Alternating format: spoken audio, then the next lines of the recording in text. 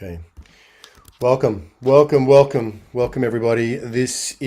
I'm Ben Bowler from Unity Earth, and wow, I'm excited to be here with some of the most incredible leaders in the movement transformationally globally, particularly what we've seen emerging over the last few years. Jim Garrison from Humanity Rising, Dr. Kurt Johnson, so many affiliations, including the Evolutionary Leaders and the Synergy Circles, Jon Ramer and the Sign Network. Welcome, gentlemen, to Peace Week. We did this, I think, in World Unity Week a little while ago, where we had Kurt and Jim come in and share, and we call it sort of tongue-in-cheek view from the bridge, but it's really just a nod to the truth that these individuals have got unique perspectives on what's emerging globally at this time. Since the pandemic, the emergence of Humanity Rising, Jim, has been an unbelievable whole space. And I want to reference that when Avon Madison left her guiding message for us, which really was instrumental, not only in what Peace Week has become, where we are now, but the whole 99 Days of Peace through Unity, she specifically mentioned you and Rick Buckley and Humanity Rising as being one of those places and spaces where amazing things happened. Similarly, Kurt, she mentioned you as well, as this sort of convening in unity. And with the work that Jon has been leading and guiding through these convergences over the years, the same period of time as Humanity Rising, and what Jon has done, not only with World Unity Week and the Peace Day, but also, and the Peace Weekend and Peace Week, but also with the MLK, 40 Days of Peace, and the other convergences, enlightening our way together. There's something extraordinary that's emerging on the planet, and the scale of the challenges are huge. Just came out of a conversation. Today's dedicated to the third core need of vitalizing food, having built upon day one, which was dedicated to living soil, and day two, which was all about healthy water. And boy, oh boy, I mean, take food. It's such a huge subject. So, and I know, Jim, you know this from your work with Humanity Rising. You can take any entry point into the conversation, and it pretty quickly can become about whole systems transformation. It doesn't matter whether you start with spirituality, religion, food, gender, whatever. It ends up pretty much talking about the whole thing. So I want to open it up to our captain. We have three captains here, but to open it up to our captain, Dr. Kurt Johnson, just to kind of give us your brief framing, Kurt, of where we are now. And, this power of now is becoming we're becoming increasingly aware of just how now is. And this is through the deep investigations into David Bohm and the Hollow Movement, indigenous spirituality, Eastern understanding, the more mystical aspects of our Western spiritual traditions. Tell us, Kurt, about where we are now.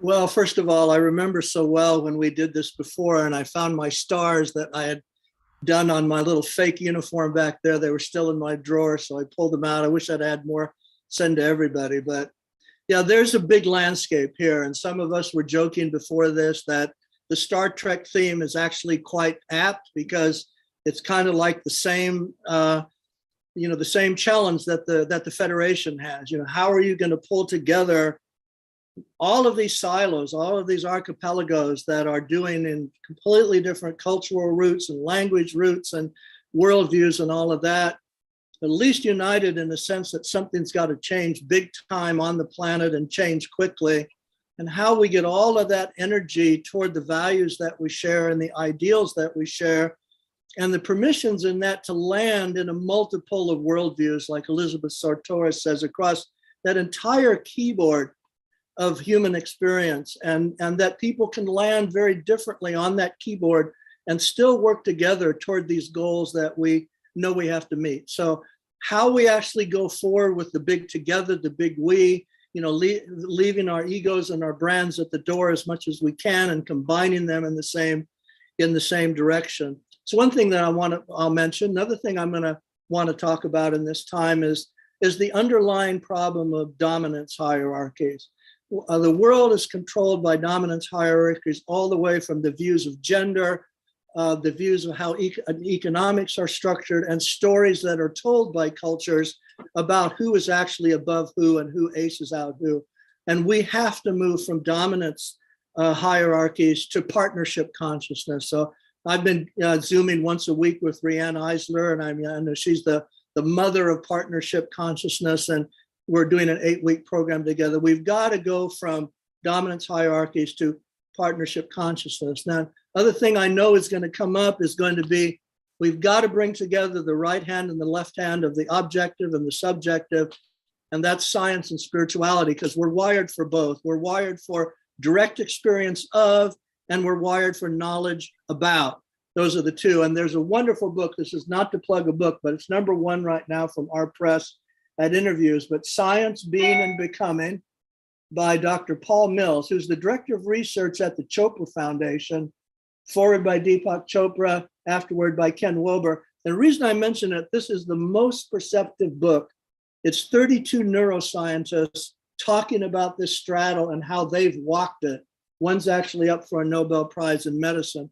All of them has walked this straddle in their personal lives. And we're going to be moving that to a second book, which will bring in cosmology, economics, philosophy, evolution, and all the other branches, because we're the template. It's human beings that are the template to bring these dimensions together. So that's a bit of the landscape I want to talk about. I'm going to want to talk about the Igniting the Hello Movement event that the evolutionary leaders are going to be having in Sedona in March.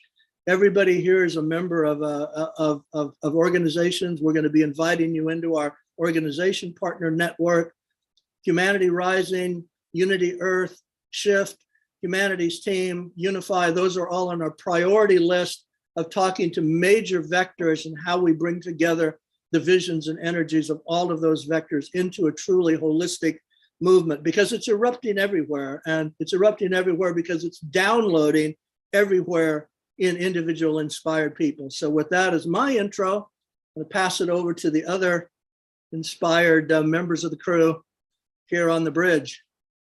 Yeah, the co-inspired, or your co-conspirators there. Let's go to Jim, and let's hear from you, Jim. It's said, you've had such a unique perspective, and just in response to what Kurt's sharing, what do you see that's unique about September 18th, 19th, 2022? Where are we right now on planet Earth?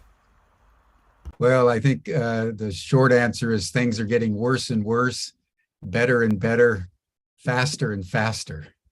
And I want to note that today, obviously, is the funeral of the Queen, who was laid to rest at Windsor Castle just a few hours ago.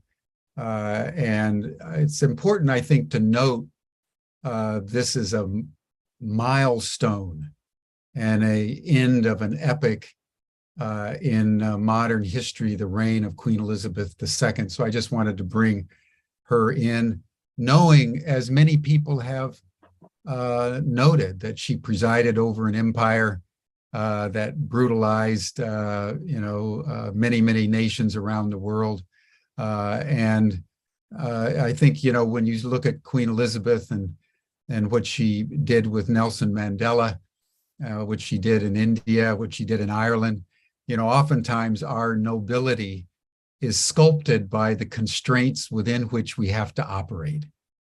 And I think we are witnessing with Elizabeth II really a truly noble soul that we should just honor on this particular day. I'd make two comments very, very quickly, Ben, about the worse and worse aspects, because I think it's very important that we're ruthlessly realistic. The first, in the climate. The Secretary General stated last week that it is code red upon code red, that we're now entering in uncharted territories of destruction, he said. Not danger, but destruction. We're now far beyond the tipping point, and we're seeing, even if you just look at Pakistan over the last couple of weeks, between 1/6 and 1/3 underwater, with a projection that it's going to be this way for the next 6 months. Millions of people displaced, thousands of children drowned, and that's just one country. I was in Europe earlier this year with unprecedented heat waves. So I think the climate is worsening, and we need to just note that. I think the second aspect, which I think is as troubling as the climate, in my view, and that's the war in Ukraine. I think the war in Ukraine is destabilizing the global infrastructure right at the moment when we need unprecedented cooperation. We should be embracing the Russians, we should be embracing the Chinese, and instead we're fomenting war. And the perfect storm that is happening now as the ecology escalates in its turbulence and the global infrastructure starts to deconstruct is almost like a suicidal combination for humanity on planet Earth. And I think it's important that we understand that. Going to the better and better, for us at Ubiquity and Humanity Rising, we have been really emphasizing that as the situation continues to deteriorate objectively and at the macro level, we need to be doing more and more at the micro level in terms of our interior to continue to give us ballast, so that we can be fortified. So what we've been starting to do with at the beginning of every session is coherent breathing. And I would recommend it to all of you. It's the latest science is showing that if you breathe in, it's very simple. You breathe in for about 5.5 seconds.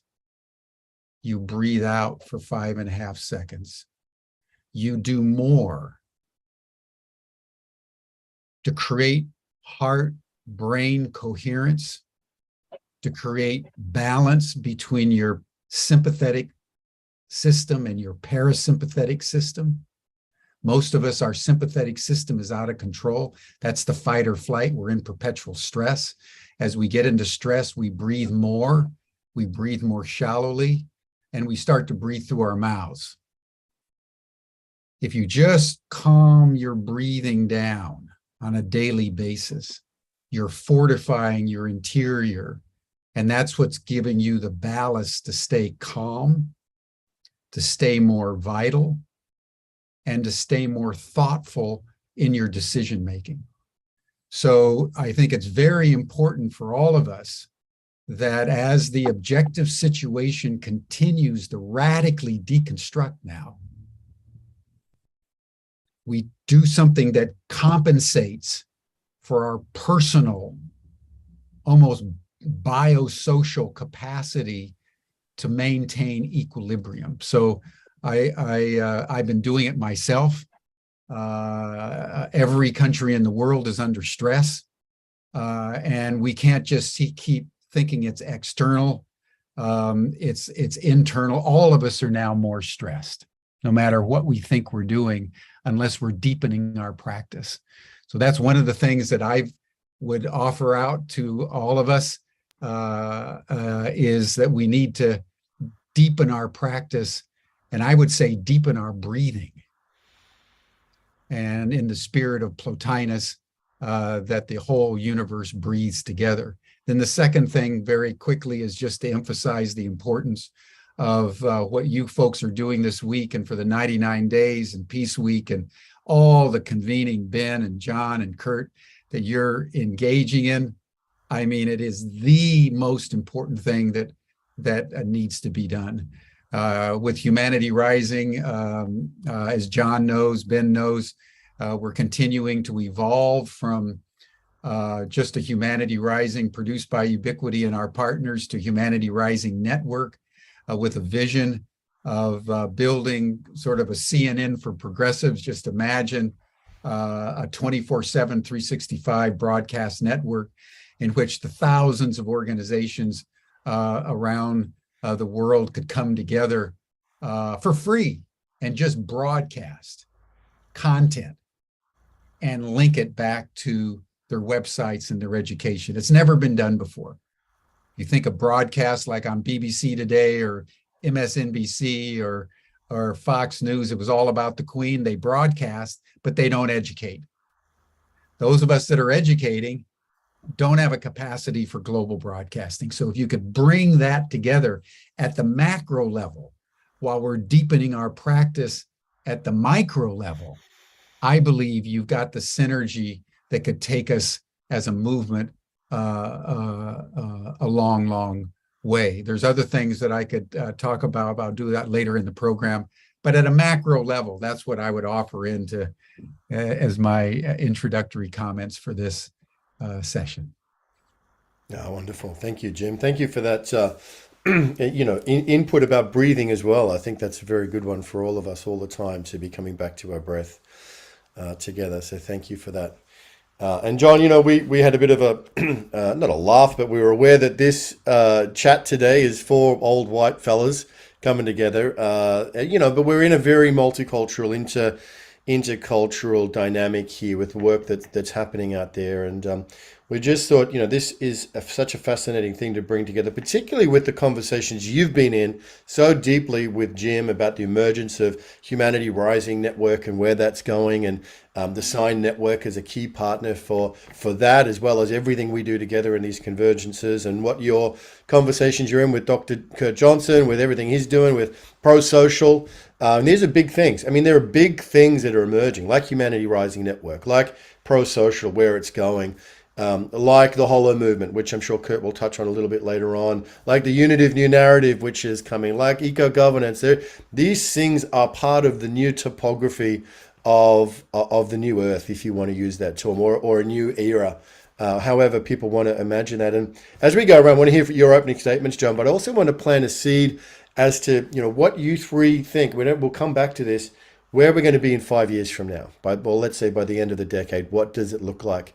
Your sort of optimistic perspectives, your balanced perspectives, your doomsday perspectives, whatever you want to share. But Brother Ramer, it's so wonderful to have you here, and I want to hear from you anything you want to offer. Well, I'm honored to be brought onto the bridge with you guys. And this is a turning point. I think we're watching the changing of the guard. And I thought, Jim, what you just did is so important. Because one of the things that I think is the part of the better and better is this very medium we're in right here. This ability to self-regulate and co-regulate together and start to actually use this connectivity that we have as a critical resource for how we're going to change the way we've been doing things. So I appreciate that. We've all been, finding sacred ceremony in Zoom rooms. We've been planning and updating and trying it out. It's a new world. And for me, that's a big part of the fact that we don't know the future. And nobody does. In fact, we continue to be surprised. Things that keep happening. They seem epic, everyone, almost every day. So it's so humbling. I was, if you remember, I shared with you guys that Wendell Berry quote that I loved when I heard it. He says, "It may be that when we no longer know what to do, we've come to our real work. And that when we no longer know which way to go, we've come to our real journey." And I feel, if you're alive now, you got the golden ticket. That's how I'm holding it. Everybody here. And this is a challenge unlike anything I can have imagined. And I'm up for it. I'm grateful. I feel as good relatives and good ancestors, there's a clear choice. And and John, what's interesting now is that it doesn't matter what arena you look at, and whether you're talking about all the arenas, let's say, of the 17 Sustainable Development Goals, the 21 Wheels of Co-Creation, the 23 Synergy Circles of the Evolutionary Leaders across 23 areas of engagement, every one of those is at an archetypal threshold point where something is going to tip, not only relative to what happens, but in the self-image and the self-knowledge that those persons have about who they are and what their role is on the planet. And what that reflects is that every time the planet's moving toward a paradigm shift, you can see this in spiral dynamics and integral Julian James's work at Princeton, you go through this part where the old stories no longer work, the new story has not yet fully arisen, and because you're starting to have people who see what this new story is, you have this huge period of experimentation where you have to experiment with what are the structures and what are the ways of being that reflect this new vision that we're having of we, of togetherness, of one world, of cosmocentric, of world-centric. And in that testing period, we have to just feel, we have to do it kind of like Jim said, with a sense of lightness about it and self-care. This experimental period, we're going to have to find out in this new vision what works, what doesn't work, what lands somewhere in between. And I think you look at every revolution, whether it's the Russian Revolution, French Revolution, American Revolution, there was this period of experimentation afterward where they found out what works now with the new vision. Some of it works, some of it doesn't. You have to just plow through that, but also, like Jim said, with a sense of self-care and with ease and some sense of grace. So, that's kind of like being on the bridge, and we're headed something on that screen and told somebody to put us into warp drive. We don't know exactly where that is yet, but we're heading right out that way. And then remembering what Sri Aurobindo's companion, the mother, said, that we know that the result is certain victory because we know that in the heart, we know that in the Dharma, right? But we don't know the details yet of how that will be laid out because, like she says, no one has gone there yet. No one has done that. And that's interesting because that reflects the Star Trek motto, to go where nobody's gone before. So here we are. Moving between worlds. Linnea wrote a piece the other day. She talked about the initiation process. And it's like we're going through it together, individually and collectively. And she said it starts with knowing your gifts, knowing your calling. She says facing your shadow. Then honing our vision. And then taking responsibility for our connection to the whole. Being responsible that we're all in this. And that oneness that we all know is so. I love that. Each of us waking up to really knowing our gifts and being in the kind of relationship with each other where we can help each other know our gifts and reinforce. I'm so privileged to serve you guys. Let's just make this clear to everybody. I'm like the A&R guy at this record label, and you are 3 superstars. And I'm not saying that as a compliment. I know it.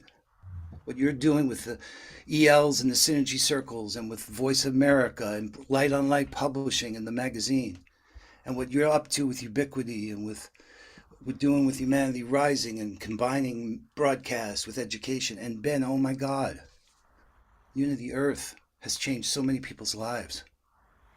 Just that Wednesday call that we hosted.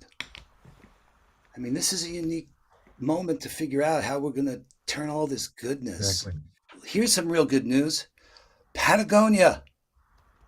What that guy just did. He is reimagining capitalism. He said, I could have gone public. I've gone purpose. And Earth is our only shareholder. And there's people right around us who so get this message right now. This is the work of Dr. Tamsin Woolley Barker about nature and biomimicry and what Harry's doing with Brand Earth. Earth is our only brand. And when you see things like that, you see that could change a lot. Because kids know. They don't want to work for companies that just exist to serve the shareholders.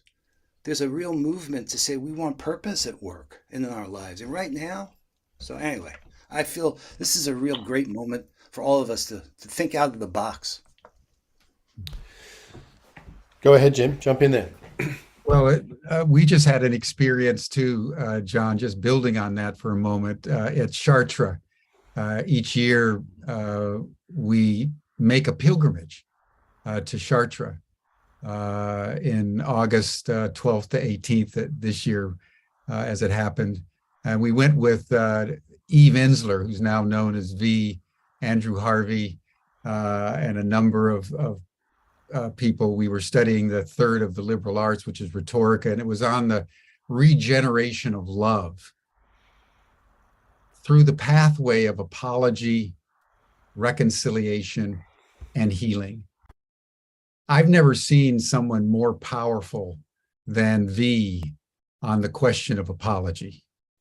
And when it was all said and done after the 7-day initiatory ritual there at Chartres Cathedral, walking the labyrinth, going down in the crypt, going down to the mother tree, we had sessions where we apologized to each other. We had sessions when we talked about the apologies we would like. Then we had a session where we apologized to nature. And out of that came an impulse to convene a global day of apology next year. And we Googled it right in the session. And it turns out the only day of apology that apparently exists anywhere is in Australia on the 26th of May. So Ben, we've got to talk. And because it turns out that V's 70th birthday is the 25th of May. And so here you have this I'm Sorry Day, which we want to globalize by bringing indigenous leaders and representatives from all over the world and allow space for people to just apologize.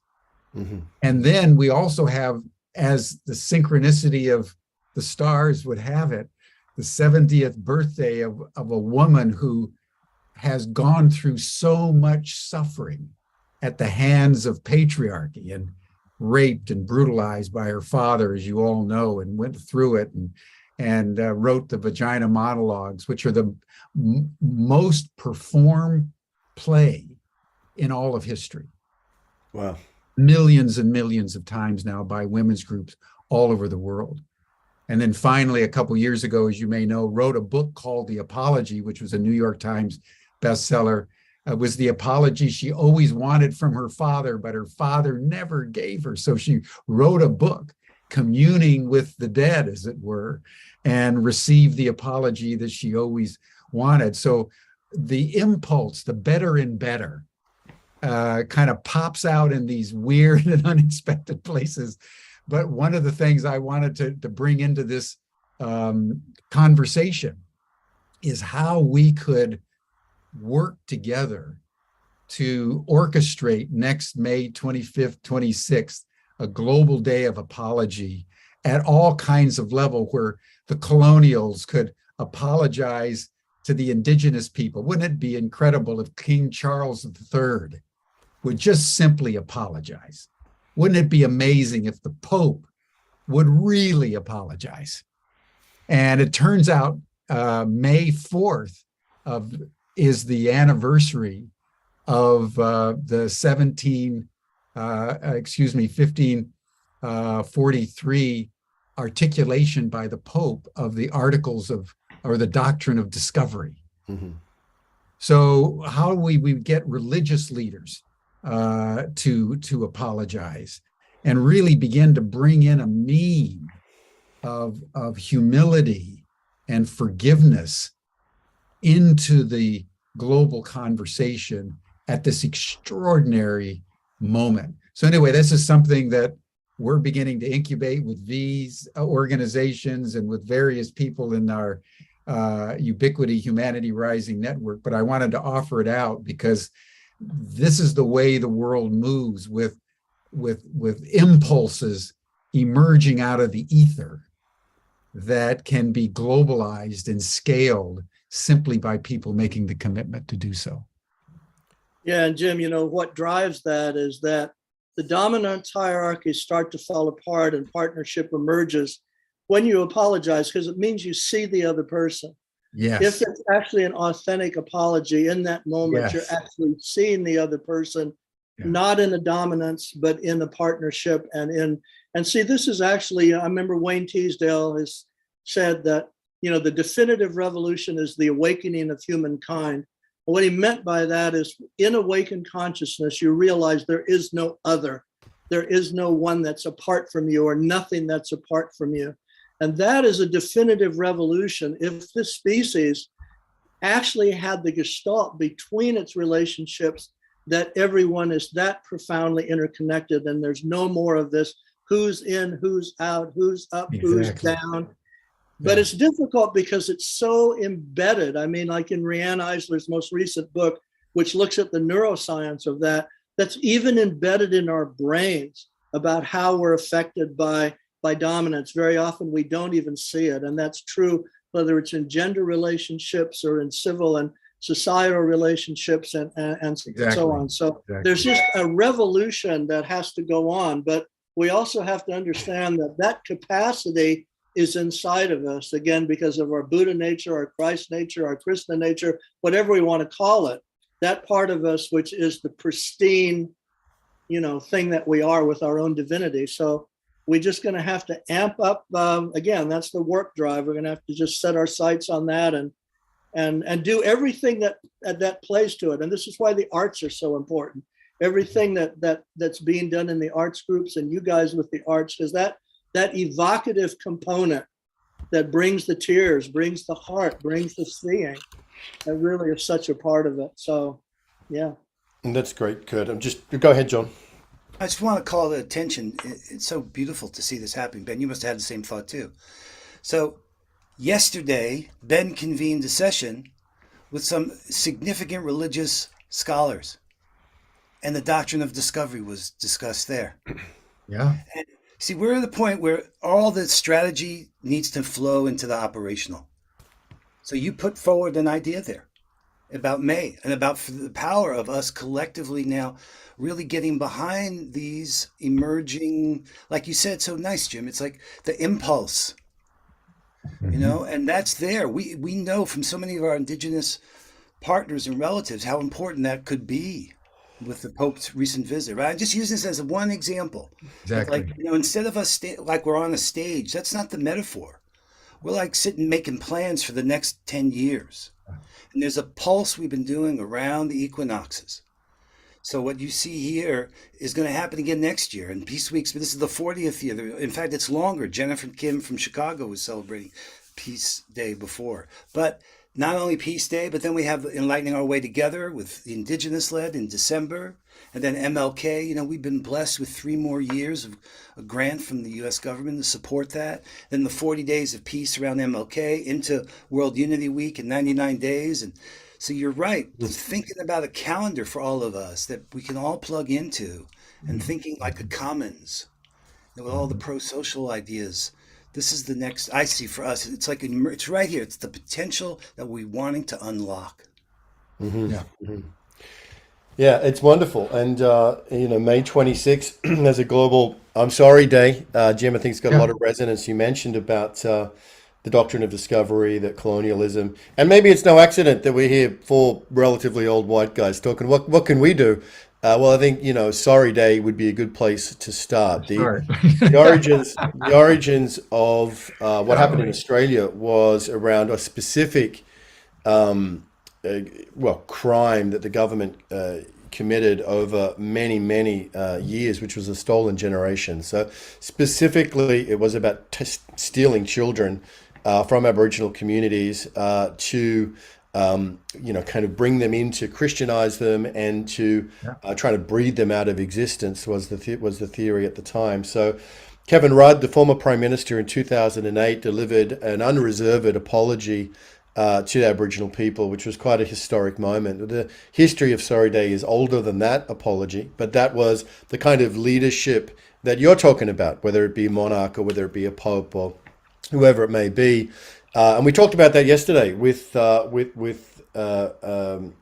McLaren and as well as some of the other religious leaders that were there, Mary Evelyn Tucker and others, about saying sorry from the Pope when he went to Canada and the atrocities that had taken place here and whether or not they thought that went far enough. So I think this has definitely got a lot of resonance. I noticed too, Kurt, you mentioned Elizabeth Sartora. She was just with us in the previous panel on food, and which was very, connected. And she's joined us here today in this room as well. So we might want to bring Elizabeth up and anybody else up at some point. But let's talk about this calendar that John's talking about. Also mention, it was really quite by accident that our gathering happened. It was very last minute in the sense of the older white guys, but we're actually planning something really, really big with the female elders and the evolutionary leaders prior to March, something that's been suggested by Jean Houston, Rianne Eisler. We're going to talk to Elizabeth. We're going to gather those matrons of our heritage and just let them, tell that truth.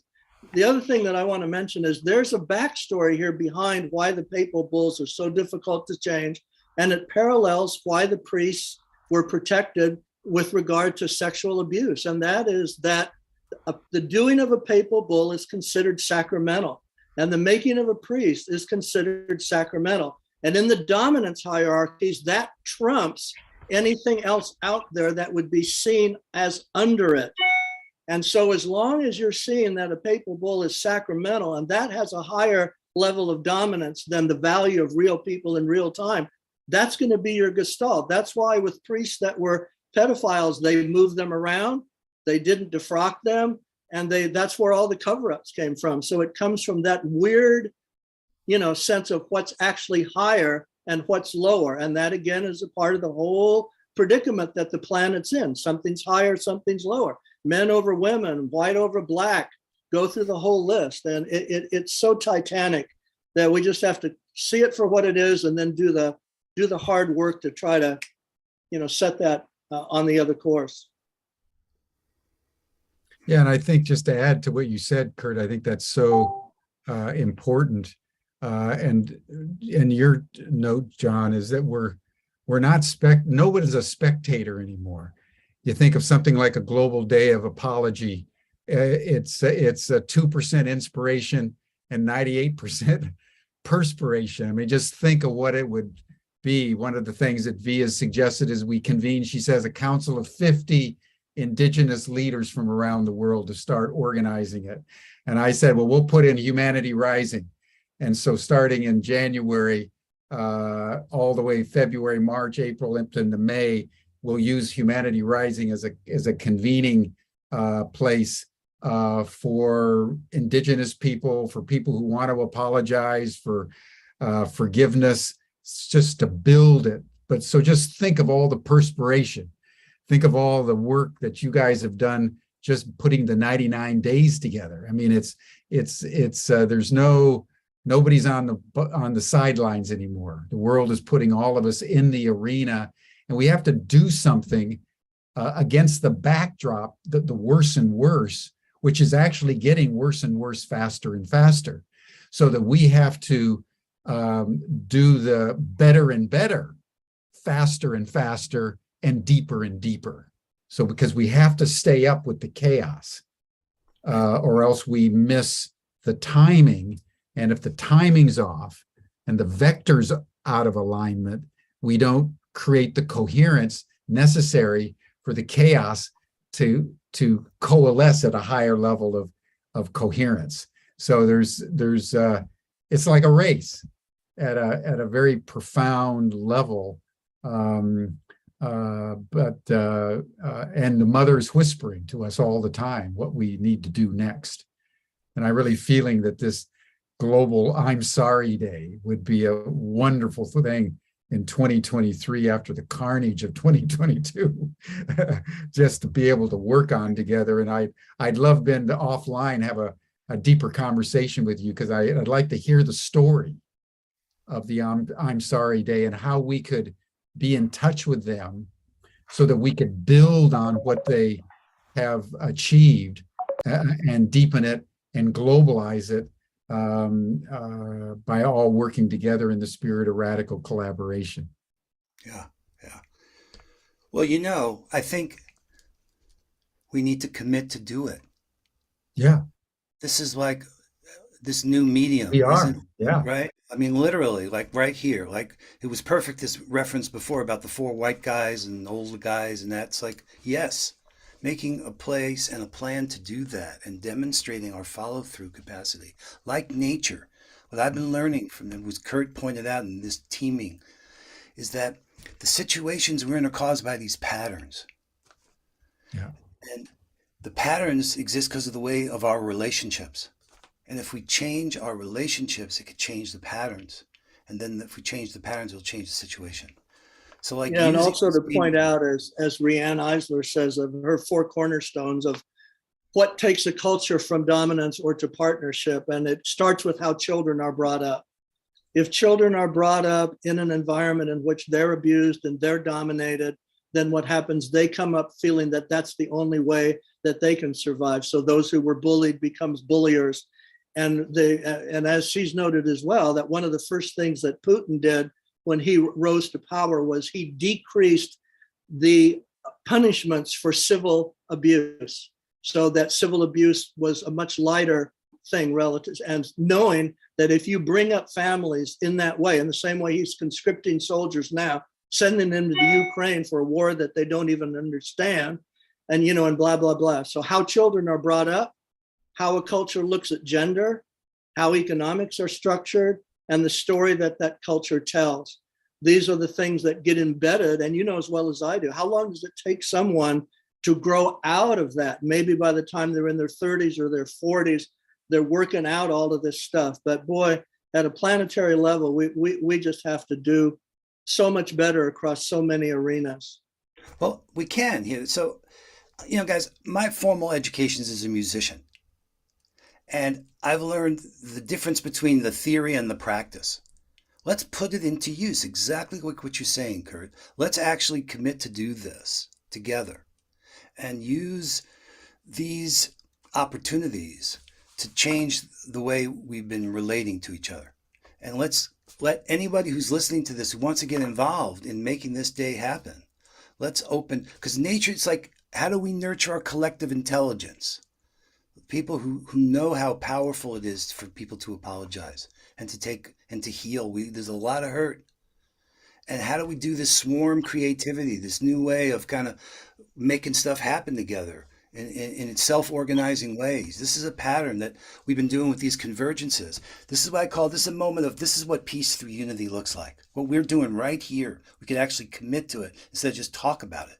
What happened in the House of Hope for the Peace Lab for Philip Helmick, that's an example of what peace through unity looks like. We've done that collectively. The whole pyramid of peace down in the Andes with all those indigenous tribes. There's examples here. We're telling these stories of where we are actually doing it. Let's make this one. Let's make this follow through on. So is it not, I apologize, it's I'm Sorry Day? Is that what you want to call it? I'm Sorry Day? We're calling it a global day of apology. I'm Sorry Day is a global day of apology. We're just calling it a global day. It's I'm Sorry Day in Australia. Okay. And we were thinking of a global day of apology, but also I would add a celebration of V, a celebration of one of the great icons of our time.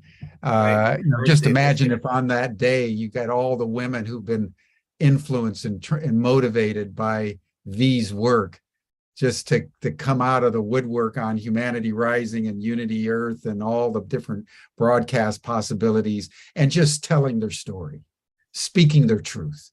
I mean, it could be a powerful, powerful meme, because I think it's important, like it's getting worse and worse, better and better. We want to apologize for our sins against each other and our sins against the earth, but we also want to celebrate one of the great souls of our time at the same time. And that makes it more holistic and more sacramental, I would say. And then it becomes sacrament. And so that's part of what we're seeking to roll out and to see what kind of traction it gets. But Ubiquity and Humanity Rising and more and more partners are beginning to come together to say this is a very good idea. Well, that's and actually that's how swarm creativity works. I mean, that's how everything that's happened on Humanity Rising, everything that's happened now in the synergy circles or the ELs, you meet other people who immediately identify with the same goal, same purpose, same understanding at the deepest level of where you're driving. It's like lighting a match to Tinder, and it just then starts to to team. Well, whether you spell it TEEM or TEAM, it's still the same thing. And that's what's actually creating this energy. Exactly. And that's how it catches on. Yep. And that's when it starts to get really exciting. I mean, absolutely. And that's about these 4 white guys, okay? I can speak for them. We get that that's an issue. We get that we're aware of the reallocation of power, the whole situation we're in, where those who have the legitimate authority don't have the capability, and those with the capability don't have the legitimate authority. I heard these youth yesterday talking about climate. It was the saddest thing I'd seen in a long time. These kids are so articulate and so aware. They're saying, yes, it really is a crisis. And they're not being listened to. They don't have any, it's just, ugh. Could Guys, I make this just is a the comment fix. about the four white guys for a minute? Yes. Because I think it's true. And I think the other side of that, the other side of the coin, is that if you look at Unity Earth over the last 99 days, Ben, I don't know what would be the statistical percentages of white, people of color, women, men, indigenous, people from India, the North Pole, whatever it is. I think we're getting to the point where, like in Humanity Rising, when we started, we took the first 2 weeks and there was nothing but the voices of women. And then we had another week where there was nothing but the voices of young people. So the first white guy showed up almost a month later. And since then, if you look at the statistics, we've had far more women than men, a good smattering. So sometimes when four white guys show up on a program at Humanity Rising, it's kind of a rarity. Yeah. Thank God. There you go.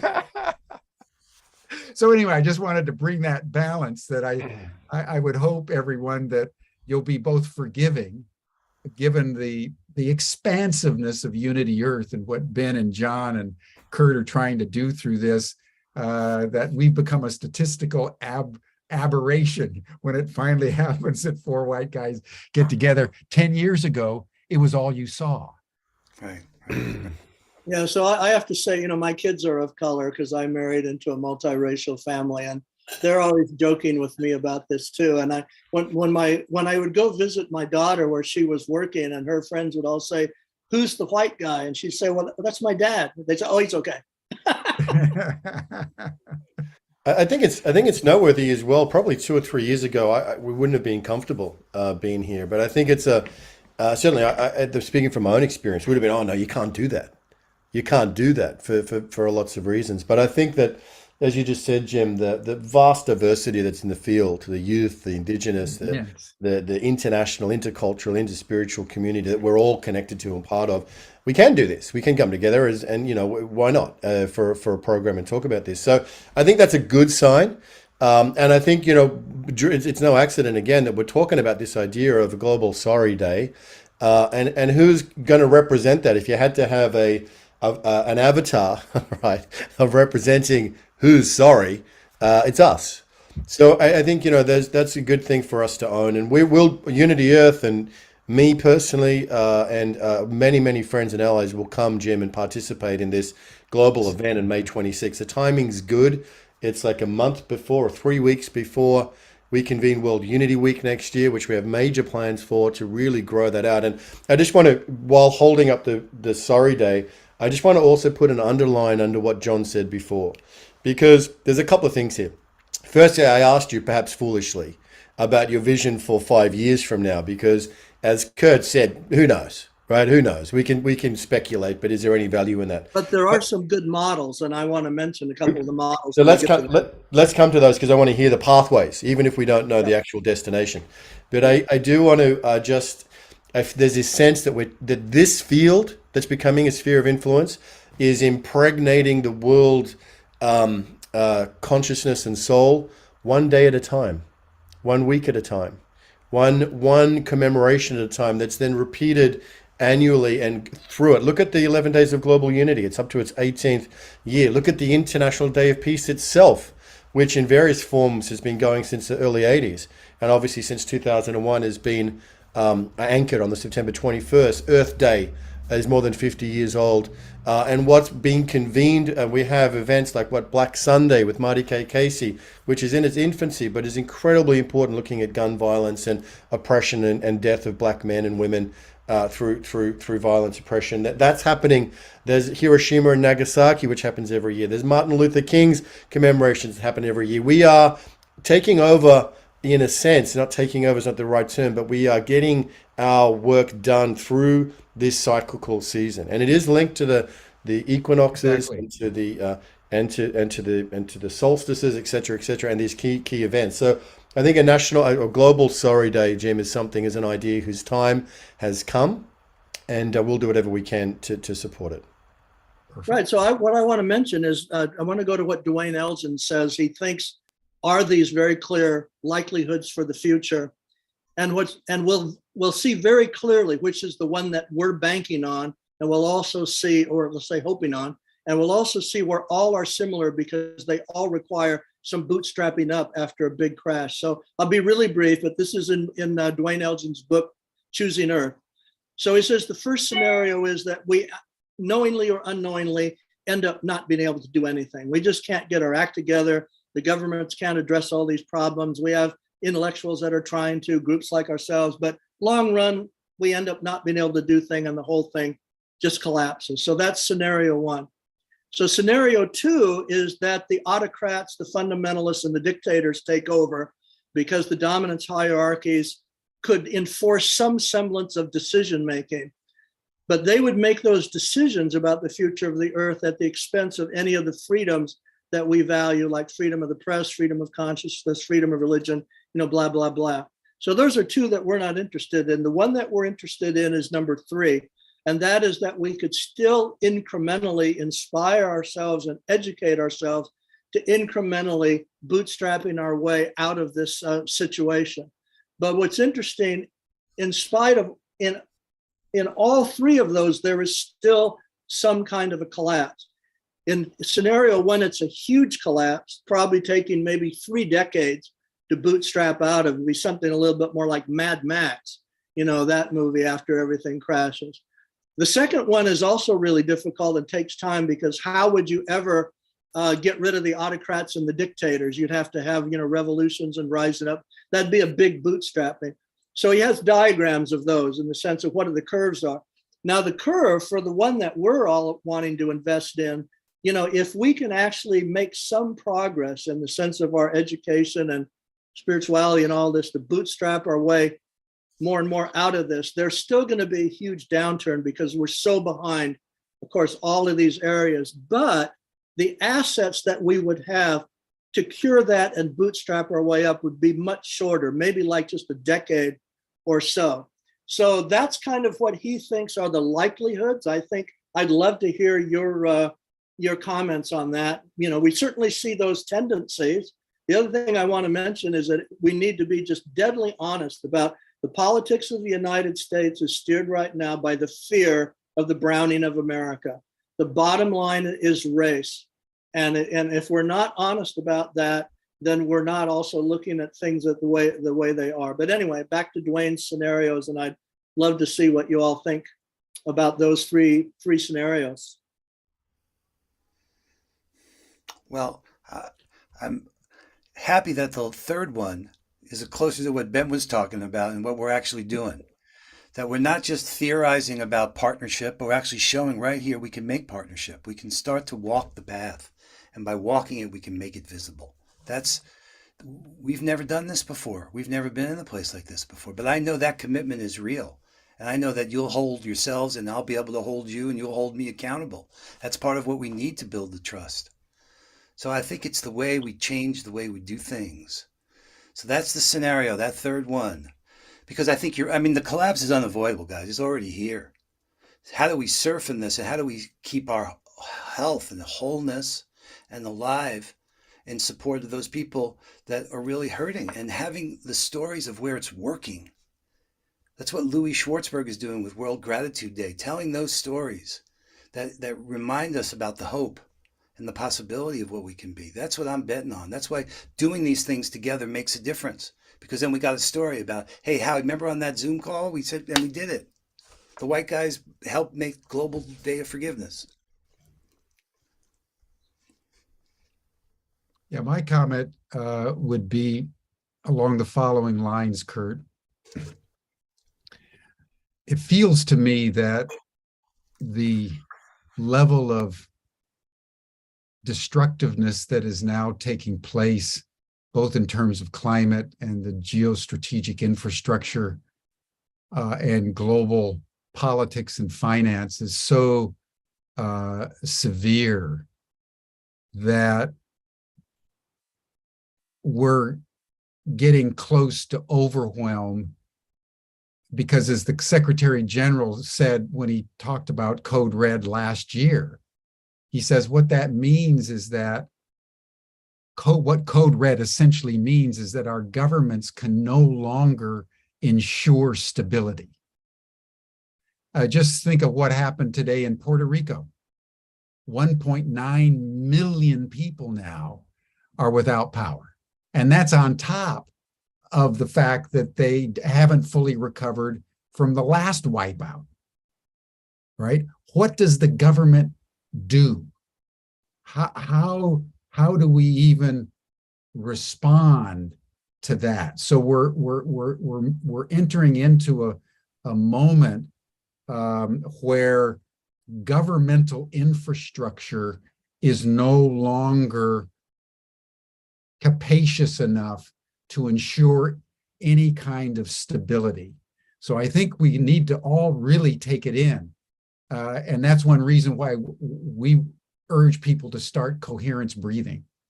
Whatever you need to do to deepen your practice short term, I don't know about 5 years, but it's spinning out of control, and we have to compensate. And the one piece that I would put in, which I think I didn't hear in the different scenarios that Dwayne, is radical collaboration through networks. You know, just think, for example, and that's where I'm putting all my money. Yeah, that's his methodology for scenario 3. Is the radical collaboration through voluntary networks that can build a new interstices that connect through the chaos with enhanced coherence, like this Global Day of Apology. Just think of Unity Earth with its hundreds of organizations, Ubiquity, Humanity Rising with its hundreds of organizations. Just if we came together, that level of coherence is what enables us to build the interstices of coherence while the chaos is deconstructing the world around us. And so that's why I so appreciate it. You know, Jon, I want to take a moment, everyone, just to honor Jon Ramer, you know, as a superstar, as a guy, you know, who worked tirelessly and, you know, created the Sign Network and has done so much good with so many people with a heartfulness that you may have one of the biggest hearts out there, Jon. So I just want to honor Jon Ramer as well for the work that he's doing. And it's my friendship and love for you, Jon, and Ben, you and Kurt and all the other people in our networks. That's what gives me life. That's what gives me vitality. And so for me, it's not so much been about seeing a possible future, but just almost like in this moment, filling each moment with as much solidity of coherence as we possibly can, trusting that the Spirit will use it in a way that we can't even imagine to create a future that it sees and we need only to serve. Yeah, absolutely. And again, on a Well happy said, Jon. note, if we're looking for inspiration, what's happened as one of the sidelights of the Ukraine situation is what Zelensky has done to just make so clear about what's fundamentally right to the human soul, what's fundamentally wrong to the human soul, and us seeing that on two sides of a border, people would be shooting each other on one side of the border. The minute they went into Poland, people are greeting them with food and a place to stay and with hugs and with, so that humanity side by side with the darkest angels that are a part of us and the brightest angels that are a part of us, it makes just so stark what our choices are and what our potentials are. And I think that's just been amazingly illuminating, because now you see all of the groundswell that's happening now in Russia, now with major people coming out, even today, saying that this has been completely wrong relative to what it's done to the army, to the Russian people, to the Russian culture, on and on and on. So sometimes it really takes that stark contrast to get people to really see which way they want to go. Well, I don't want to sideline the conversation in any way, but I have a completely different view of Ukraine. And so I would say that it's much more complex. It is more complex. And it's not just about the Russians being the bad guys and Putin being the bad guy. It was the United States that refused the Russian offers for peace and has pushed NATO relentlessly east in a highly aggressive way that finally forced the Russians in what they called an existential threat to take actions to secure their land bridge to the Black Sea. So I think when we're thinking about Ukraine, everyone, Russia has certain issues that it has to deal with, but so does the United States and NATO. And had the United States and NATO not pushed the East, the Ukraine war would have never happened. And just to add one other point while we're all on this subject, it's worth just recalling that Gorbachev gave up Eastern Europe.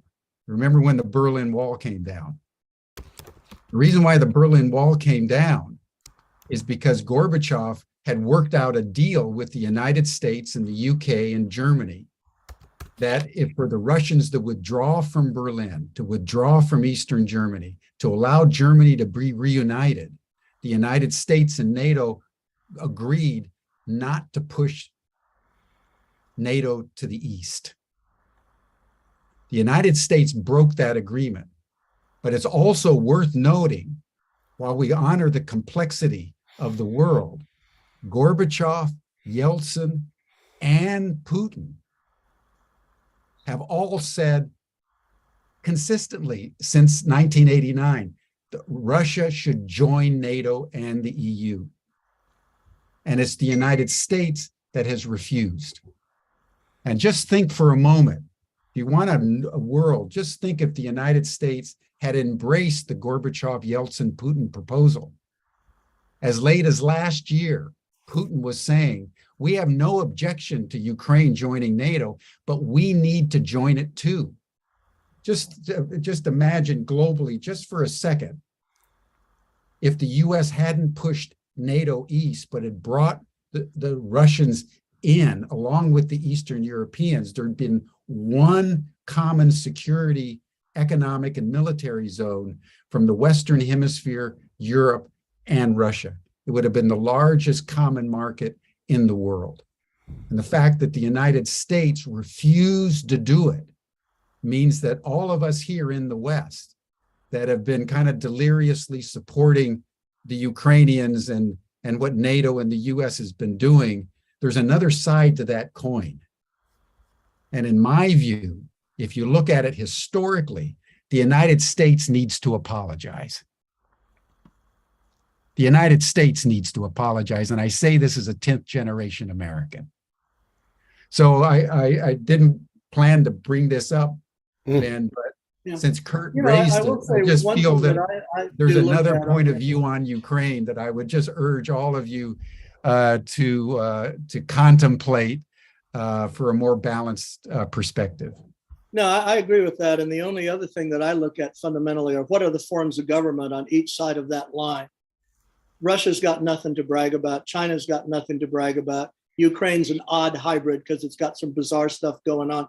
But if you look west of that line, you're doing pretty well as far as some forms of republics, freedoms, and so on. And also the labeling now of the EU, recognizing that Hungary has crossed that line, that it really is not in that sense, in the sense of those balances. Well, I would just point out that several international organizations have now said that the United States is a fake Absolutely. democracy. Exactly. So it's just, as like Jesus said, let him who has no sin cast the first stone.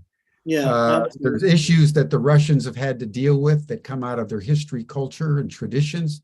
There's also issues that the West has to deal with that come out of our history, culture, and traditions. And remember, whatever criticism you would make of China, China has stood as a continuous civilization for 5,000 years. They know a few things that we in the United States, we've stood for 240 years against 5,000, and we're going to tell the Chinese how to govern themselves? I don't think so. There's a certain arrogance to the Western perspective that I think we need to challenge in ourselves so that we don't get caught up in the hysteria of war. And I would just add one final thing. The same group of people that brought war in Iraq are the ones involved in Ukraine. This is a war machine, my folks, my friends.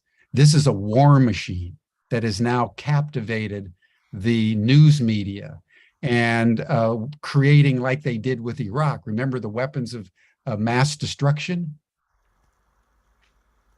Well, it's the big lie this time is that it's all the Russians' fault and all Putin's fault. And that's why we have to arm the Ukrainians and generate this war machine now, which is forcing the Russians, rather than to come in with us, forcing them to go with China, India, Iran, Saudi Arabia, Turkey, Brazil, to start to form an anti-US, anti-European alliance.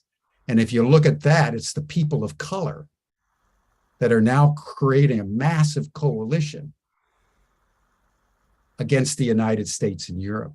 Ukraine will go down as that moment where the tectonic plate shifted. And the consequences of this as we implode, as the ecology explodes, could not be more frightening, I think, for the human race.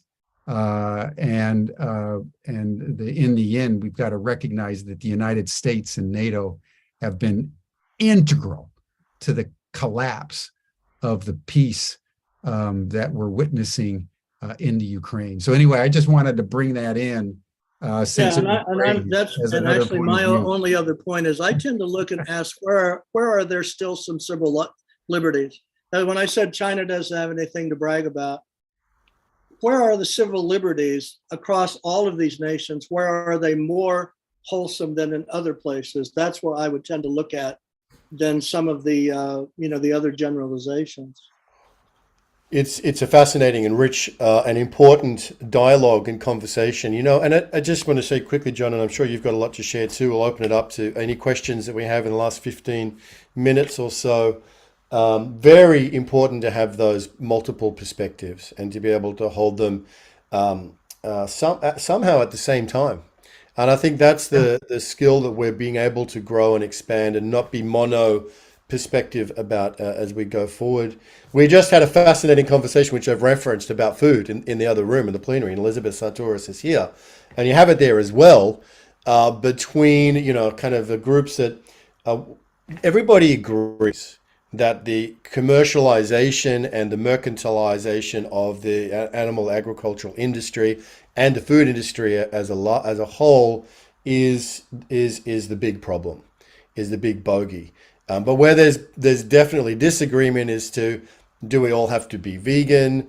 Is there a balance? What does that look like? And there are passionate perspectives on all sides. And I think we're getting better, Jon and Kurt and Jim, and at being able to be in a conversation and hold multiple perspectives and to emerge through that. So I just want to thank, definitely Kurt and Jim for putting all of those different perspectives forward. There is a concern about civil liberties in other parts of the world. And there is a wisdom, whether it's in a national way or in a religious way, that criticizing the other doesn't really work very well. It alienates and it very rarely leads to change behavior.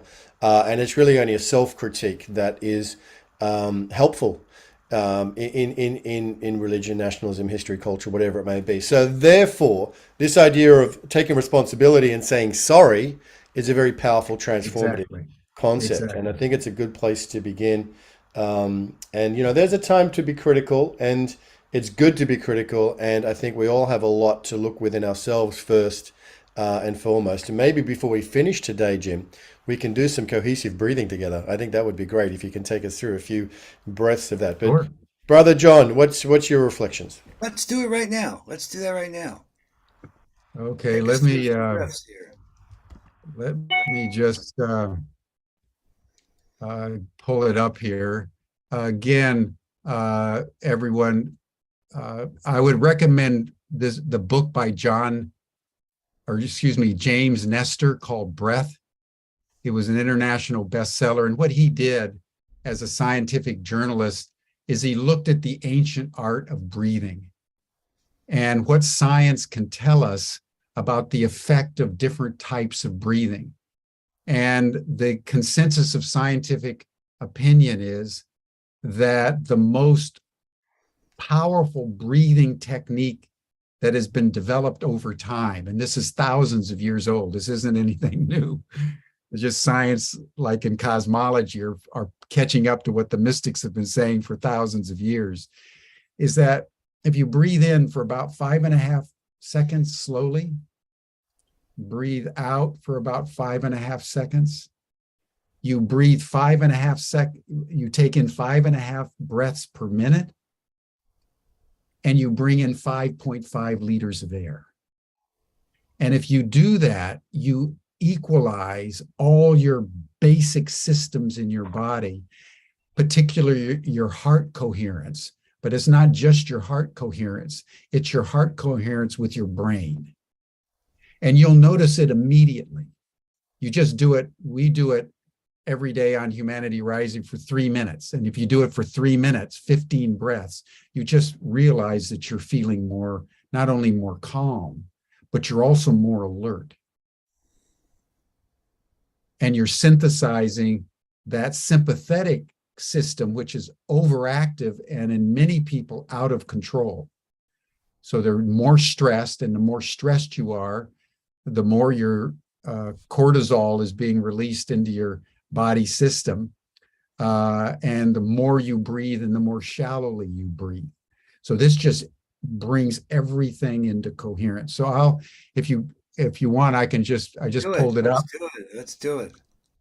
So we'll do it for breath. So if you just make yourself comfortable in your chair, you'll hear a bell. You hear the bell, just start to breathe slowly in. And when you hear the next bell, you just breathe slowly out. And you just do that for 15 breaths, and everything changes. Okay, here we go.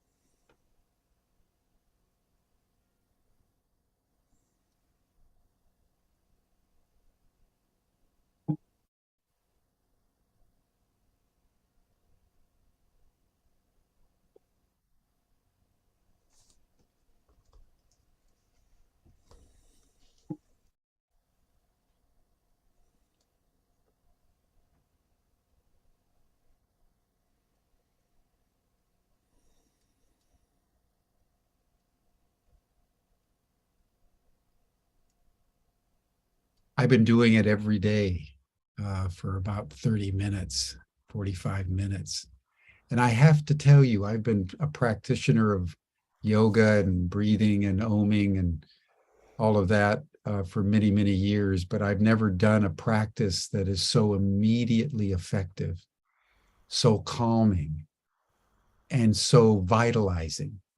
And one of the things that I've been noticing about myself as I've been breathing over the last 3 or 4 months in this way is I'm becoming less reactive. And that's very important in a world that's getting more and more chaotic. We're becoming, because we're more stressed, we're becoming more reactive. And I'm realizing that this coherence breathing is slowing down my reaction so that, for example, we can have conversations. To your point, Ben, you made a fundamental point about the movement and about those of us that Kurt can express his viewpoint on Ukraine. I can express mine, and everybody stays calm because we're all the blind people in the elephant. We're all got our little perspectives, and it's our capacity not to overreact to the other perspectives and the oppositions and the contradictions and the complexio that enables us today, for example, to honor the Queen and also to honor the brutalities of empire simultaneously. Mm-hmm. In a way that we all apologize because we're all in some collusion one way or another, and in the way we forgive. That's, I think, what it's about for me in the end. Well said, Jim. Well said. Well said. Go ahead, John. I was going to say, well, no, just that diverse exchange expands capabilities and opportunities. And it's good that we are blessed with the knowledge of that and now the chance to live that. I mean, this partnership way of relating, this new way of operating. Mm. And knowing that this is, the thing about Zelensky that's so interesting is how he's used Zoom. How the world is no longer on the sidelines in a way, Jim. That's the thing you were saying before. This is a different kind of battlefield. This is World War wired. I think that's what Thomas Friedman called it. And this is a new situation because these government policies, when you talk about America like that, that's always been like at the highest level I feel I have no access to. But here we have some agency. Yes. And how, you see the change of the way governments responded because of people's response. They pushed policy. That's what I'm hoping we're going to be able to do in a sovereign state. The internet gives us this kind of we the people, all of us, individually, before you're an American, you're just right here. You have to ask people, where are you and what country are you in? Because it's not the issue anymore of the way we're organizing and coordinating.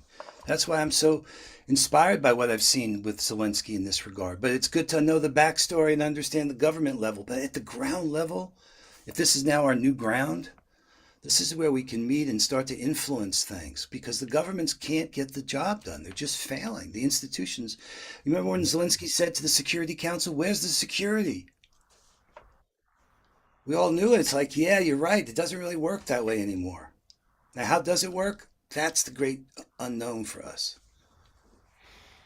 It's back to Dwayne's. Well, I think what you just said, John, in addition to holding the opposites, is expanding our sense of agency. I mean, just think, for example, if we do this global I'm sorry day or global day of apology, it's expanding our sense of agency, right? The 99 days, I remember the excitement, Ben, when you were announcing that you guys had just thought of the 99 days, you were expanding your sense of agency. And that's really all we've got left, because you're absolutely right, John. The governments are just broken. And so we have to build the muscle tissue of agency sort of from the ground up. That's Humanity Rising. That's the evolutionary leaders. That's Unity Earth. That's Sign. And the more radically we collaborate together, knowing that none of us know the complexities of the reality, but we can all do what we can do as passionately as we can. And that's what I do. And the rest is up to the gods, in my view. Well, take back the if we do the globe. I thought we committed to do it. Okay. Yeah. Well, when we do it, When Thank we you, sir. okay, I and then you're stand like, corrected. if we do it, that's like a step back. We need to go forward. Yeah. We're doing it. That's going to be the legacy from this particular visit to the bridge. Yeah. Yeah. Global Good. Day of I'd Apology. love to get everybody involved and expand our agency. That was such a powerful point, John. Thank you.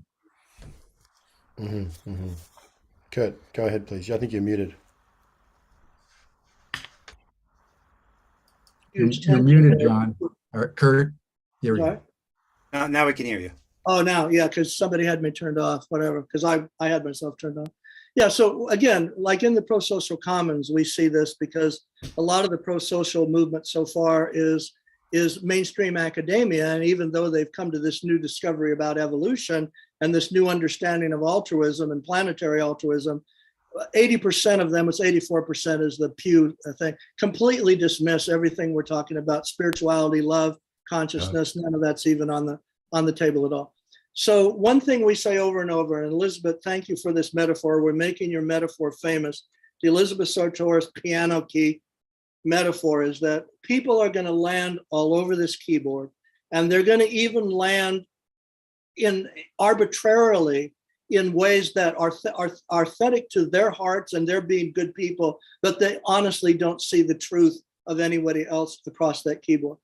We have to be able to look at the values we share, the world we want to see, the ideals we have, and the well-being that we want for everyone and everything, and somehow get there and work together for that, even if we're landing across those keyboards in ways that we're looking askance or even down the nose at somebody else's worldview. So it's a huge challenge. And I know we were asked recently on the Prosocial Commons, the two EL groups that are there, what do we stand for? And we said, that's what we stand for. And we know that we're looked down upon by that group. They look at all of us as kind of like New Age crazies. But yeah, we have to get there together, and that's what we're holding out. So Elizabeth, thank you for that metaphor. It's powerful, and we're making sure everybody knows about it. Kurt, if you're a New Age crazy, then I want to be a New Age crazy too. And can I just say, what's been really beautiful? There's lots here over the last 85 minutes, but what's really beautiful is that to see the modeling of so much that is vital. We can take Dwayne Elgin's third way, which we all agree on, Kurt, and we're all in our own way devoted to really building this network of networks out to become a new system of influence on the planet. We've devoted our lives to it. We're dedicating our lives and our resources to it. This is modeling leadership, what Jim is doing, what Kurt is doing, what John is doing. And there are so many that we see out there. It's not hierarchical. It's happening all over the planet. They use the mycelium as a metaphor. But what's really important in this is the love and the trust that exists here. To be able to, John and I, we've had some doozies over the time, right? Because we work so closely together in complex environments, and friction is a part of nature. It's a part of the natural order of things, and it's how and this is what prosocial Kurt has got such incredible wisdom on holding space for this. And it'd be great to talk more about prosocial perhaps in a follow-up call, because it's an important part of what's emerging. But I just want to raise this question, or raise this issue. Who do you trust? And when we look at these issues on the Ukraine, when we look at it on what we put on our plate, when we look at what the whole conversations with the vaccine and the virus, and oh my gosh, there are so many issues. Who do you trust? Do you trust Fox News?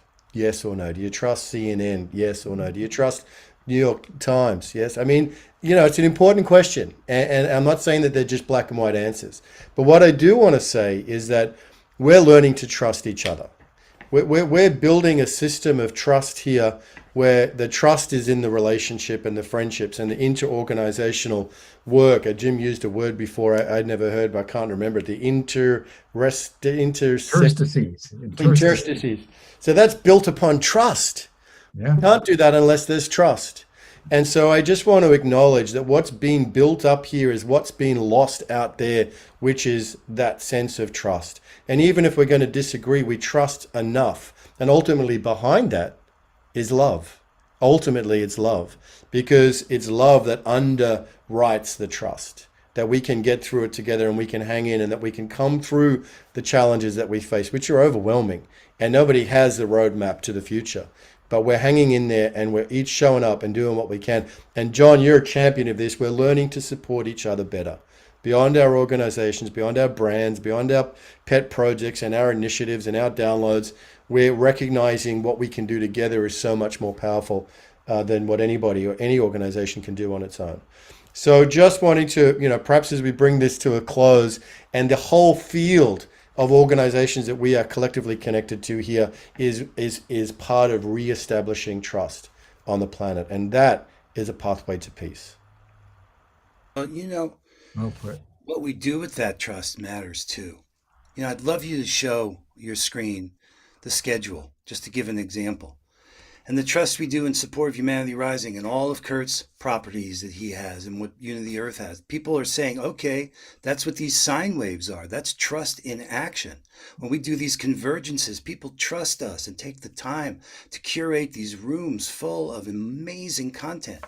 Let's show that, just go down this, just the all events, because this is part of Peace Week. This is what Peace Through Unity looks like. People coming out and doing amazing things. That's how I met Tamsin. Thanks to Harry Uvegi and Brian Russo, she was in the whole systems biomimicry circle. And I just couldn't believe her work. So if you pull down under schedule, all events, just look just roll down it. And this is what we're doing together in this kind of swarm creative ways.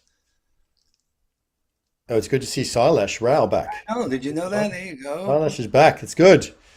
Mira Michelle, she just released a book. Look at the Akashic Records. It's beautiful. Hasina Daryl Patel. McCrum here with The Future of Money. And Wow. Oh, and the Global Tree Elder Movement. This is beautiful. This is a release. This is coming at 11 a.m. tomorrow with Edgina Jean Fleury and Danalia Castell. This is an amazing thing about connecting and healing between Indigenous and non-Indigenous people. I could talk with some passion about this. Usually a project is conceived often by non-Indigenous people who then bring in Indigenous people as, quote unquote partners or at least participants. But this is something that Edgina Jean Fleury and Danalia have co-created together. So at the very origin of the project is a co-creation to bring connection through the trees, through the global tree. I mean, each one of these is a rich field of beauty and wonder. You've got the Peace Wave program. This is the history going back 40 years. Avon Madison, who's such an inspiration for so many of us. And the Peace Wave, the resource-based economy, my goodness, some beautiful, beautiful programs, eco-villages, the daily fireside chats dedicated to the core needs. This will be day 4 tomorrow, dedicated to fresh, clean air. We definitely need to clear the air, and that's an important part of it. The 11 Days of Global Unity is ongoing. And of course, all this is building up to the plethora of events on September 21, which is Peace Day. But yeah, you're right, John. Have a look at all this. Ubuntu Planet, one small town can change the world. I mean, so much in here. We've got Pato Banton and Antoinette tomorrow talking about Ubuntu, the movie documentary they made in Africa. They've been 2 times and they're going back for a 3rd time, spotlighting organizations across Africa to make a documentary on how the spirit of Ubuntu is rising through African civil society, and it's really coming out of Africa now. And so we're here to support the world. Some beautiful, beautiful things to spotlight on that. I mean, there's so much. The Living Earth movement with that's John John Cobb. Cobb. John Yeah. Cobb is that one. You're right there. And this morning we had World Beyond War. David Swanson, I think it was. I don't know if Jim and Kurt or you, John, know World Beyond War, but boy, they're doing incredible work, educational work, transformation. When these guys have got their game on, they're not even 10 years old and they're having a huge impact. So I'd never heard of them. So it's just another example of like how much is out there in the field. It's untold. And once as we get this process of this new way of cooperating and coming together and connecting, then things can click into place. So This the is what the Hola teaming, movement is all about, John, right? yeah, yeah, right. And this teaming is nurturing all that collective intelligence, right? And there you saw swarm creativity. Look at all that. We didn't do all that. We created the platform, the infrastructure, the scaffolding to enable us to all show up, bring our gifts, and we just put enough structure, as much as necessary, but as little as possible, so that we can allow for this trust that's fueling this recognition that we all need a beloved community right now. This is what Dr. King was saying. You're right. And I want to give a shout out to Don Pett, There who's you a go. psychiatrist on our call here. He's dedicated his entire life to peace studies.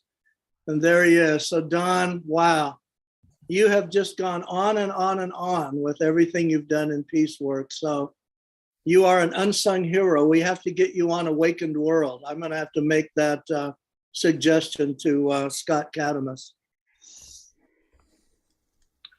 Yeah. In fact, Don wrote to me and he said, you know, I've had some health challenges, but I'm still here, raring to go. There's Stanley. You know, nice. Other networks. Andre, yeah. Andre. Exactly. I love that you're doing this, man. There's so many. I didn't know Don was here. That's good, Don. Don's going to be presenting on Thursday.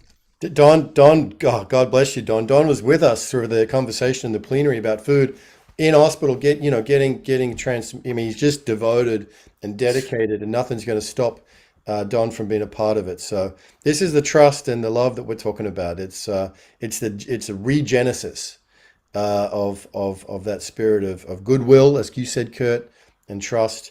And we are going to have to close this down, but perhaps Don and Stanley and Andre can just give us a bit of a minute each reflection about what we've been discussing today as we close today. We brought all the old white guys to the front here. Welcome, and we want to hear from you. We want to hear your voice. Where's Stanley? He's trying to say something. I can start. Yeah.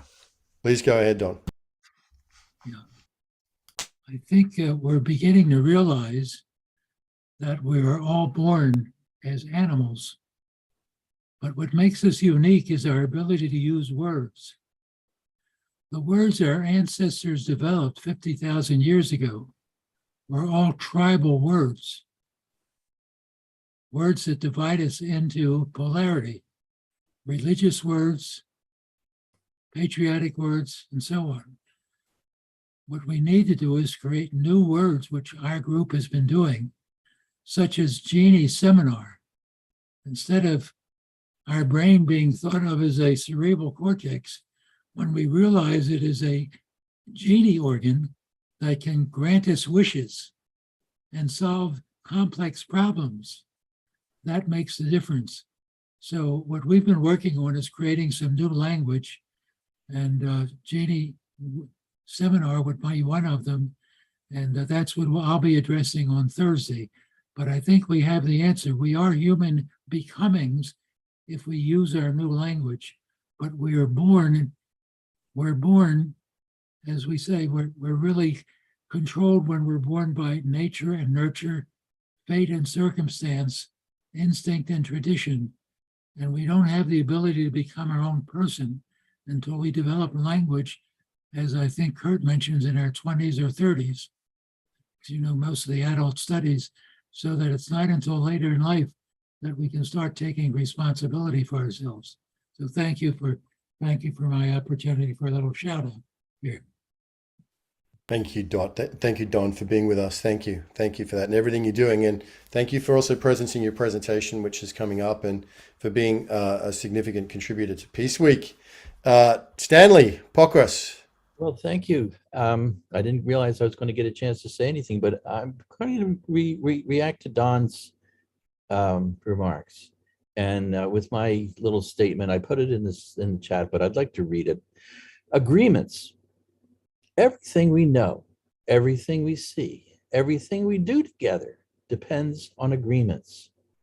Language is a tool for making agreements. Writing is a tool for recording agreements. Money is a tool for enumerating and assigning value to our agreements. Agreements among people are the basis for our conscious reality. Without a process for agreed upon concepts, our reality would be awash with meaningless sensations. Thank you. You, Stanley. Beautiful. Andre Sheldon, great to hear from you. Let's get you on For mute. having me speak at the end here. I think we have an amazing opportunity at our fingertips. It says am I muted? No, We gotcha. can hear you. We can hear you. And the people around the world are waiting for something good to happen. This is evidence that the grassroots movements are everywhere. And that was when I first started, that was one of my first observations. And so I realized that also needs leadership. And there's a book called Stopping War by Elise Boulding, a Quaker, and from MIT, I'm sorry, Forsberg, Randall Forsberg. And they debated top down and bottom up. And they ended up with a panel at the end saying we need both. So that's where my work is now. All that's happening over the past 3 months proves that the grassroots are there. So now, in addition, my proposal is with leadership coming to the forefront to promote nonviolence. And that will unify the whole world. The people in every country want their children to grow up in a safe and healthy environment. And they can do it by promoting one umbrella, nonviolence. So if they can't work with the movement itself, while they're promoting their own cause, they can also promote the mother movement. And there's the strength that it's every day it can be promoted in the schools, in the hospitals, in the media. And that's where then the administration of the movement comes in, where a full marketing plan is prepared to make peace and be the focus for the media every day of the year. So my proposal is to take what's happened over the past 3 months and take it right into its highest level, a movement of nonviolence. Thank you very much.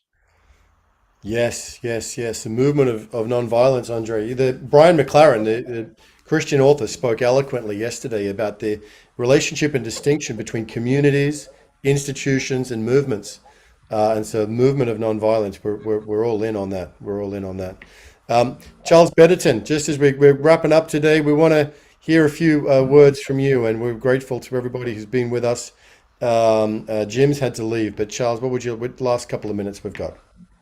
Well, I'm sorry Jim left so soon, because I was going to say I trust the people on the bridge. I came in here because of the bridge tonight, and I stayed around because I was kind of happy to see that I'm not the only one that's discovered the greatest secret in the world, that Jon Ramer has the biggest heart in the world, as the most there is. And I would defer. I think you better close with one of these ladies, or you're going to be in the doghouse. Pushing the envelope here, Charles. Thank you. Thank you. Jack. Before you do that, though, wait, one thing, just quick. Everyone should know, listening to what Don's saying, what Stanley's saying, what everyone's saying, there's an open space on Friday at 2:30 EDT. So if you're listening to this, or if you feel you didn't have a presentation, you got something you want to follow up on, come there. That's an open space for you to bring your gifts. Just wanted to make sure that was known. It's this Friday at 2:30 EDT in room 1, same room we're in here now. Okay, I'm sorry. No, welcome. Okay. And Jack, great to have you with us, Jack. Yeah, well, thank you. And just very briefly, I think this is something that I would like people to maybe pay a little more attention to, is that the people who run this planet, the people who are responsible for all the negative, a large majority of the negative things that are going on, are in that position because of they're at the top of the economic chain. 6 or 7 family bankers pretty much have a whole lot of influence over what goes on this planet, and pretty much in charge. And the reason I bring that up is that I think that we need to put some emphasis on creating an alternative to that business structure. If we really want to create a world that works for all, we cannot continue to be dependent upon the economic system that exists. And they're not going to change. So the only way we have to deal with that is for us to get together and collaborate on creating an alternative to what's going on. And as I read in the Synergy Circle Google Doc, I think it was for conscious business, basically saying that we are aware, we are conscious of having everything we need to create a better world. Paraphrasing a little bit. So I think people realize that it's not the resources that we lack in order to make that better world. It's coming together and getting more organized and collaborative. So anyway, I just would like people to keep that in mind, that we need to really start looking at You're right, Jack. the people who are in charge are there because of their economic prominence. You're right, Jack. There is so much agreement. It's incredible. We have so much agreement right across the field. I'm going to look for someone to come up and help close this session. Someone who's not on here at the moment. If anybody feels called to come up and say, if you maybe Linda DeHard or I know Gail's, but yeah, you're going to come up and say, there's something I want to read from Emperor Haile Selassie, who's been such an inspiration for so many. Just as we close today, he says. In his address to the United Nations in 1963, that until the philosophy which holds one race superior and another inferior is finally and permanently discredited and abandoned, that until there are no longer first-class and second-class citizens of any nation, that until the color of a man's skin is of no more significance than the color of his eyes, that until the basic human rights are equally guaranteed to all without regard to race, that until that day, the dream of lasting peace and world citizenship and the rule of international morality will remain but a fleeting illusion to be pursued but never attained. So let us hope that we are closer to that day than we have ever been before. And Linda DeHart, thank you for stepping forward and saving my bacon here by helping close us today. Thank you, everybody. Thank you, Kurt. Thank you, John. Thank you, Jim. And thank you, everybody who's been with us. And Linda, the floor is yours to close this session. So I'm a little bit surprised that I stepped forward, but what I'm stepping forward to say is that I feel a sense of, as I look forward to what we're the trajectory of where we are going, I look forward to the time where we don't have to spend any time talking about 9 white men. I want to tell you, there's going to be a time when we accept everyone for, it doesn't matter gender. It's about what's coming from the core or the heart of each person. And it's not about 9 men. And it's not about that there are no women on this thing. And I've gotten to a place within myself where I say, when are we going to grow out of that? But I also have a lot of patience. I've learned patience because humans don't move very fast. We get stuck. And I see movement happen. So I'm 83 and I don't plan to die until I can be in a group of people, all ages, all genders, all everything, and have each person speak from their heart. And that's how I'd like to close.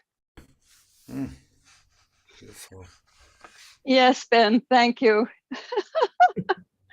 This is the little joy that can be in each window as we become one family on planet Earth.